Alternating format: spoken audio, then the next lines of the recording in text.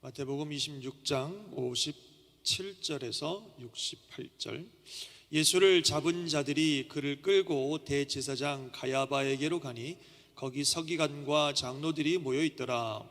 베드로가 멀찍이 예수를 따라 대제사장의 집들에까지 가서 그 결말을 보려고 안에 들어가 하인들과 함께 앉아 있더라. 대제사장들과 온 공회가 예수를 죽이고 그를 칠 거짓 증거를 찾으매 거짓 증인이 많이 왔으나 얻지 못하더니 후에 두 사람이 와서 이르되 이 사람의 말이 내가 하나님의 성전을 헐고 사흘 동안에 지을 수 있다 하더라 하니 대제사장이 일어서서 예수께 묻되 아무 대답도 없느냐. 이 사람이 너를 치는 증거가 어떠하냐 하되 예수께서 침묵하시거늘 대제사장이 이르되 내가 너로 살아계신 하나님께 맹세하게 하노니 네가 하나님의 아들 그리스도인지 우리에게 말하라. 예수께서 이르시되 내가 말하였느니라. 그러나 내가 너희에게 이르노니 이후에 인자가 권능의 우편에 앉아 있는 것과 하늘 구름을 타고 오는 것을 너희가 보리라 하시니 이에 대제사장이 자기 옷을 찢으며 이르되 그가 신성 모독하는 말을 하였으니 어찌 더 증인을 요구하리요. 보라 너희가 지금 이 신성 모독하는 말을 들었도다. 너희 생각은 어떠하냐. 대답하여 이르되 그는 사형에 해당하니라 하고 이에 예수의 얼굴에 침 뱉으며 주먹으로 치고 어떤 사람은 손바닥으로 때리며 이르되 그리스도야 우리에게 선지자 노릇을 하라. 너를 친 자가 누구냐 하더라. 아멘. 할렐루야. 귀한 이 아침 또 주의 전에 또 주님 앞에 나오신 모든 주의 성도님들 주의 은혜와 축복이 함께 하시기를 예수님 이름으로 축원합니다. 자, 오늘 예수님이 재판받으시는 그런 장면인데요. 또 이 모습을 통해서 우리에게 또 주시는 귀한 은혜 또 진리가 있습니다. 예수님을 재판하는 과정에서 예수님을 소위 이들은 죽이고 싶어 하니까 사형하고 싶어 하니까 죽일 증거를 찾습니다만 증거가 없습니다. 많은 거짓 증인들이 나와서 증언을 하지만 그 증언이라고 하는 것이 이렇게 증명되지 못하고 여전히 예수님을 죽일 만한 죄목이나 증거를 찾을 수가 없었습니다. 또 거짓 증인이 나와서 성전을 헌다 그랬다 이런 거짓 증언들을 하지만 거기에 대해서는 예수님이 한마디도 대꾸를 하지 않으시고 그냥 침묵하고 계시는 예수님의 모습을 보게 됩니다. 그러자 대제사장이 이제 직접 예수님께 묻습니다. 내가 너로 살아계신 하나님께 맹세하게 하노니 네가 하나님의 아들 그리스도인지 우리에게 말하라. 이렇게 예수님께 묻습니다. 이때도 만약에 예수님이 아무 말 하지 않고 가만히 계셨으면 어찌 보면 예수님은 무죄로 풀려날 수 있을지도 모릅니다. 지금까지 많은 예수님에 대한 고발과 증인들이 나왔지만 예수님을 죽일 만한 증거들을 찾지 못했기 때문에 대제사장이나 공회의원들이 굉장히 당황스러워했던 것 같고 그러면서 예수님께 이런 질문을 하고 있는 것이기 때문에 여기에 대해서 예수님이 가만히 계신다는 것은 또 부인한다는 것일 수도 있겠지만 어쨌든 예수님이 가만히 아무 소리 않고 계셨으면 어찌 보면 아무 문제될 것이 없이 그대로 풀려날 수도 있었을 것입니다. 그런데 예수님께서는 지금까지 침묵하셨던 예수님께서 네가 하나님의 아들 그리스도냐라고 묻는 질문에는 주저하지 아니하고 분명하게 대답하십니다. 먼저 네가 말하였느니라. 이 말은 네 말이 맞다. 네가 한 말이 맞다. 이렇게 하시는 말이고 그 다음에 뭐라고 말씀하시냐면 내가 너희에게 이르노니 이후에 인자가 권능의 우편은 하나님의 보좌 우편을 말씀하시는 거죠. 즉 내가 하나님의 보좌 우편에 앉아 있는 것과 그리고 하늘 구름을 타고 다시 올 것을 너희가 볼 것이다. 이렇게 말씀하셨습니다. 즉 예수님이 나는 하나님의 아들 그리스도고 장차 하나님의 보좌 우편에 앉을 것이고 그리고 구름을 타고 다시 이 땅에 내려올 것이다 라고 하는 이게 복음이잖아요. 그는 예수님은 하나님의 아들이고 그리스도고 장차 죽었지만 부활하셔서 하나님 보좌 우편에 앉으실 것이고 이 땅에 구름을 타고 다시 내려오실 거라고 하는 게 이 복음의 핵심인데 예수님이 이 복음을 거기서 막 선포하시는 겁니다. 즉 네가 하나님의 아들이냐 그리스도냐 라고 하는 질문, 즉 복음을 묻는 질문에 예수님은 침묵하지 아니하고 다시 한번 그 순간 복음에 대해서 분명하게 선포하셨다는 것입니다.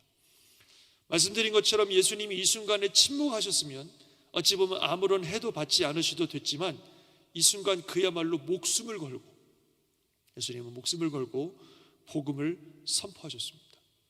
그러자 이 얘기를 듣던 막 대제사장이 옷을 찢고 흥분하면서 말이야, 이 사람이 신성모독하는 말을 듣다고, 막 너희들도 말이야 이 사람 신성모독하는 말 듣지 않았냐고, 어떻게 하면 좋겠냐고 막 흥분을 하고, 그때 공의 사람들은 다 이 사람은 사형에 해당하다 이래가지고 예수님을 사형을 언도하는, 예수님을 죽여야 된다고 결정해버리는 그런 재판이, 선고가 내려져 버렸습니다. 그 뒤로 바로 예수님이 뺨 맞고 침뱉음을 당하고 정말 십자가의 치욕과 고통과 더 나아가서 죽음이 시작됐다고 하는 것입니다.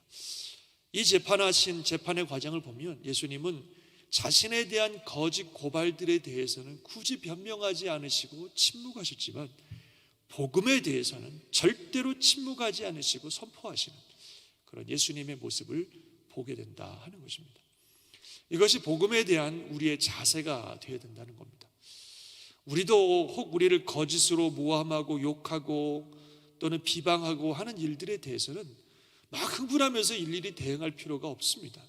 오히려 그럴 때는 예수님처럼 이렇게 침묵하는 게 더 좋은 경우들이 상당히 더 많아요. 굳이 그런 것에 대해서 막 흥분하고 변명하고 함께 싸우고 그럴 필요는 없죠. 그러나 오히려 복음에 대해서는 침묵해서는 안 된다고 하는 것입니다. 오히려 많은 사람들은 반대로 살잖아요. 복음에 대해서는 침묵하면서 자기에 대해서 비방하는 것에는 막 흥분을 하는데 예수님은 그 반대였다는 거예요. 자기를 비방하고 거짓 증언들이 나올 때는 아무 말씀 안 하시고 침묵하시지만 복음에 대해서는 결코 침묵하지 않으셨습니다. 우리도 이런 자세가 필요하다는 거죠. 복음에 대해서, 하나님의 진리에 대해서는 침묵해서는 안 됩니다. 왜냐하면 우리는 복음을 전하고 하나님의 영광과 빛을 드러내는 사명을 가진 자이기 때문입니다.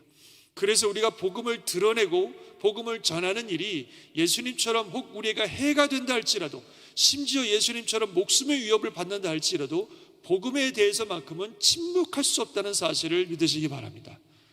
우리가 복음에 대해서 침묵한다는 것은 돌이켜 말하면 복음에 대해서 또는 예수 그리스도를 부인하는 것과 마찬가지입니다. 침묵한다는 것은 부인하는 것과 마찬가지죠. 예수님이 이런 말씀하셨죠. 누구든지 사람 앞에서 나를 시인하면 나도 하늘에 계신 내 아버지 앞에서 그를 시인할 것이요, 누구든지 사람 앞에서 나를 부인하면 나도 하늘에 계신 내 아버지 앞에서 그를 부인하리라 그랬습니다. 우리가 말할 때는, 복음에 대해서 말해야 될 때는 말해야 되는데 복음을 말하지 않고 예수 그리스도를 말하지 않고 천국과 지옥에 대해서 분명히 말해야 될 때는 말해야 되는데 말하지 않는다는 것은 부인하는 거나 마찬가지입니다. 그래서 누구든지 사람 앞에서 우리가 나의 재산이나 명예나 관계에 해가 될까 봐 예수님을 부인하고 복음에 대해서 침묵한다면 우리가 항상 하나님 앞에 섰을 때에 예수님도 우리에 대해서 침묵하시고 변호해 주지 않겠다 이렇게 말씀하셨습니다. 사실 우리가 하나님 앞에 섰을 때 하나님이 우리에 대해서, 예수님이 우리에 대해서 시인해 주셔야 됩니다. 우리를 변호해 주셔야 됩니다. 저 사람은 비록 죄가 많은 사람이었지만 그러나 저 사람은 나를 믿은 사람이고 저 사람의 죄를 위해서 내가 죽었기 때문에 저 사람의 죄는 다 깨끗하게 씻음 받았습니다 라고 예수님이 변호인이 되셔서 재판장이신 하나님 앞에서 우리를 시인해 주셔야 됩니다. 그럴 때 우리의 죄가 다 용서받고 우리가 무죄로 선고돼서 하늘나라에 가는 거죠. 그런데 우리가 이 사람들 앞에서 예수님을 부인하고 복음에 대해서, 예수 그리스도에 대해서 아무 말 하지 않고 침묵하고 살았다면 나중에 우리가 하나님 앞에 섰을 때 예수님도 그렇게 하신다는 거예요. 침묵하신다는 거예요. 우리에 대해서. 나도 저 사람 몰라요. 우리를 변호해 주시는 말씀을 한마디도 하지 않으실 거라는 거죠. 그러면 우리는 유죄로, 죄인으로 정죄받아 영원한 심판을 받을 뿐입니다. 그래서 복음에 대해서, 예수 그리스도에 대해서 침묵하면 안 됩니다. 누군가 우리의 신앙과 믿음에 대해서 물어볼 때에, 복음에 대해서 물어볼 때에 분명하게, 확실하게 나의 신앙과 그리스도의 복음에 대해서 대답할 수 있어야 된다 하는 것이 저와 여러분의 사명인 줄 믿습니다. 아니, 누가 묻기 전에 하나님이 어떤 기회를 주시면 정말 적극적으로 복음을 전하는 삶을 살아야 되죠. 디모데후서 4장 2절에 보면 너는 말씀을 전파하라, 때를 얻든지 못 얻든지 항상 힘쓰라 그러셨어요. 그래서 어떤 상황 속에서 우리가 복음을 전하고 예수 그리스도에 대해서 천국과 지옥에 대해서 말할 수 있는 기회가 주어진다면 주저하지 아니하고 전해야 된다는 겁니다. 에스겔서 보면 여러분 잘 아시는 것처럼 우리를 파수꾼이라고, 복음의 파수꾼이라고 우리에게 대해서는 말씀하신 거죠. 그래서 어떤 영혼에게 복음을 전했는데 그 사람이 말을 듣지 않아서 멸망하며 그건 자기 책임이지만, 분명히 복음을 전해야 될 때 전하지 않음으로 말미암아 그 사람이 멸망하면 그 사람은 자기 죄 때문에 멸망하겠지만 그의 피해값을 우리에게 묻겠다고 하나님께서 분명히 말씀하고 계십니다. 그래서 우리가 아까 말씀드린 것처럼 욕을 먹고 비난을 받고 이럴 때는 침묵해야 될 때가 있지만, 복음에게만큼은 우리가 복음을 전하는 파수꾼이다 하는 것을 분명히 우리가 기억하고, 예수님처럼 때를 얻든지 못 얻든지 복음을 전하는 일에 힘쓰는 저와 여러분 되시기를 주의 이름으로 축원합니다. 그것이 우리의 사명인 것을 분명히 말씀하십니다. 그리고 또 하나 오늘 본문을 통해서 우리가 또 보게 되는 귀한 진리는요, 예수님의 이 말씀, 네가 말했다. 그리고 예수께서 하늘 권능의 보좌 우편에 앉으실 것이고 다시 오실 거란 이 말씀을 듣자 막 대제사장이 흥분해 가지고 옷을 찢으면서 신성모독이라고, 예수님은 신성모독했다고 소리를 치고, 주변의 사람들이 다 저 사람은 신성모독이어서 죽여야 된다고 이렇게 말하고 있는 모습을 보면 정말 아이러니도 이런 아이러니가 있을 수 있을까, 이런 생각이 듭니다. 지금 누가 신성모독을 하고 있어요? 예수님이 신성모독을 하고 있습니까? 아니면 대제사장과 이 공회 회원들이 신성모독을 하고 있습니까? 누가 지금 신성모독을 하고 있어요? 지금 신성모독을 하고 있는 사람은 예수님이 아니라 이 대제사장이고 그리고 공회 회원들이에요.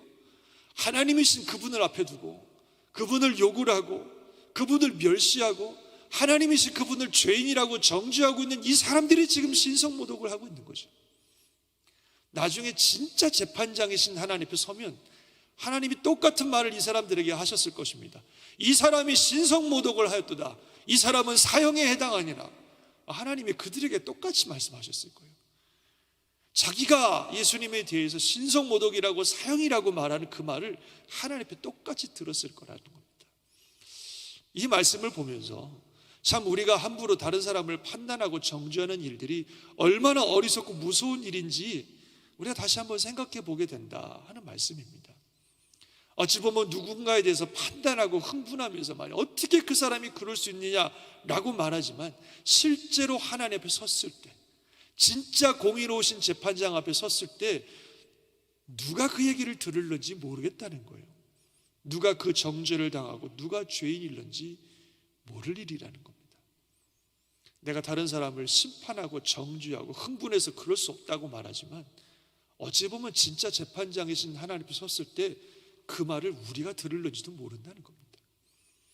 예수님이 이 부분에 대해서 이렇게 말씀하셨죠. 마태복음 7장에 보면 비판을 받지 아니하려거든 비판하지 말라. 너희가 비판하는 그 비판으로 너희가 비판을 받을 것이고 너희가 헤아리는 그 헤아림으로 너희가 헤아림을 받을 것이다. 이렇게 말씀하셨어요. 세번역이라고 하는 성경은 이것을 이렇게 번역하고 있습니다. 너희가 심판을 받지 아니하려거든 남을 심판하지 말아라. 너희가 남을 심판하는 그 심판으로 하나님께서 너희를 심판하실 것이고 너희가 되질하여 주는 그 되로 너희에게 되어서 주실 것이다. 이렇게 번역을 하고 있어요. 우리가 다른 사람을 심판하고 정죄하는 똑같은 그 잣대로 하나님이 우리를 심판하시고 정죄하실 것이다. 이렇게 말씀하고 있다는 겁니다. 그래서 우리가 함부로 다른 사람을 심판하고 정죄하는 것은 참 무서운 일이고 어리석은 일입니다. 우린 그럴 만한 자격도 없고 능력도 없습니다. 말씀드린 것처럼 대제사장들과 이 공회의원들은 자기들이 옳다 생각하고 자기들이 맞다고 생각하고 자기들이 가장 정확하다고 생각하고 예수는 신성모독이라고 흥분해서 정죄하고 있지만 실제적으로 신성모독이라고 하는 죄로 정죄받을 사람들은 자기들이라는 생각들을 꿈에도 하지 못했을 것입니다. 하나님 심판대 앞에 섰을 때 깨닫게 될 것이죠. 우리도 내가 옳고 내가 분명하고 내가 맞고 내가 더 훨씬 우월하다고 생각해서 다른 사람들을 심판하고 정죄하고 비난하고 하지만 실제로 그 비난과 욕을 받아야 될 사람은 내가 될런지 하나님 앞에 섰을 때 누가 그 심판을 받아야 될런지는 알 수 없다는 겁니다. 우리는 그저 사랑하고 섬기고 돌봐주고 세워지는 일만 하면 될 줄 믿습니다. 심판은 누가 하셔요? 하나님이 하세요. 전지하시고 공의로우신 그분이 하실 것입니다. 우리가 할 일이 아닙니다. 심지어 주님은 원수 갚는 것도 주께 맡기라 그랬어요. 내가 너무나 억울한 일을 당해서, 이건 누가 봐도 내가 억울한 일을 당했는데 그럼에도 불구하고 원수 갚는 일은 주께 맡기고 오직 우리가 할 일은 그냥 선대해라, 그렇게 말씀하시는 거예요. 로마서 12장에 보면 내 사랑하는 아들아, 내 사랑하는 자들아, 너희가 친히 원수를 갚지 말고 하나님의 진노하심에 맡기라. 기록되었을 때 원수 갚는 것이 내게 있으니 내가 갚으리라고 주께서 말씀하시니라. 오히려 네 원수가 줄이거든 먹이고 목마르거든 마시게 하라. 그리함으로 네가 숯불을 그 머리에 쌓아 놓으리라. 악에게 지지 말고 선으로 악을 이기라. 원수 갚는 억울한 일을 당하였어도 그 일에 대한 심판과 처벌은 주님께서 하실 것이니까 주님께 맡기고, 내가 심판하고 내가 정죄하려고 하지 말고 우린 그저 사랑하고 섬기고 도와주고 세워주는 일만 하면 된다 하는 것입니다. 그러면 주님께서 모든 것을, 완전한 심판장이신 우리 주님께서 모든 것들을 공정하게 해결해 주실 줄 믿습니다. 할렐루야. 그래서 우리가 침묵하지 말고 변호하고 확실하게 전해야 될 것은 예수 그리스도의 복음밖에 없어요. 그것을 전하는 것이 우리의 사명이기 때문에 그렇습니다. 어떤 환경과 상황 속에서도 결국 복음을 전하는 것이 가장 중요하고, 우리는 복음을 전하는 사명을 가진 사람이라고 하는 사실을 늘 기억해 주셔서 그 복음 전하는 일에만 힘쓸 수 있기를 바랍니다. 그것이 우리에게 손해가 되고 핍박이 되고 억울함이 되고, 그래도 다 하나님께서 다 아시고 하나님께서 다 갚아주실 것입니다.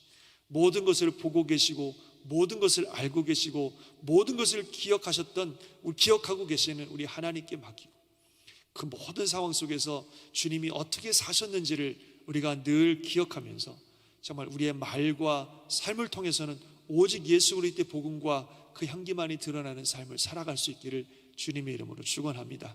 그것이 그리스도인의 삶이고 예수님을 따라가는 성도의 삶이라는 것을 기억하고, 오늘도 우리의 삶을 통하여 이런 아름다운 영광과 또 주의 복음이 드러나는 복된 삶 되시기를 주님의 이름으로 축원합니다. 아멘. 우리 마음을 다짐하면서 결단한 마음으로 이 찬양 드리면 좋겠습니다. 내 마음의 주를 향한 사랑이 나의 말엔 주가 주신 진리로, 내 눈에는 주의 눈물 채워주소서. 그래서 언제나 주님을 따라가는 십자가의 길 가겠습니다. 함께 결단하며 찬양 드리겠습니다.